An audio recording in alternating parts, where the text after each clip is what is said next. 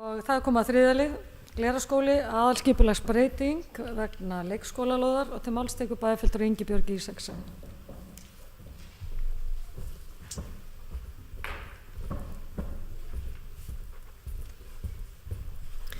Forseti, ágætu bæjarfulltrúar. Þetta var annar liður í fundargerð skipulagsráðs frá 30. janúar síðastliðnum. Þar var lagt fram að nýju erindi Teiknistofnunar Kollgátu ehf. fyrir hönd umhverfis- og mannvirkjasviðs, þar sem óskað er eftir breytingu á aðalskipulagi á svæði vestan við núverandi lóð Glerárskóla að götunni Drangshlíð.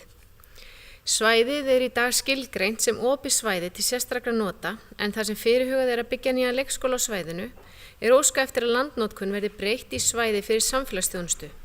Það er að svæði Glerárskóla, sem er merkt S27 að það verði stækkað, en fyrir liggur tillaga lýsingu aðalskipulagsbreytingarinnar.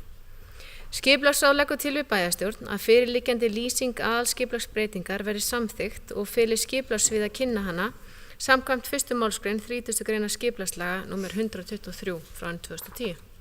Takk. Það er bæjarfulltrúi Ingibjörg Isaksen lokið máli sínu, orðið er laust. Það sem enginn hefur kastað hljóðs, þeim sem geta samþykkt tillögu skipulagsráðs gefið merki. Það eru 11, takk fyrir það.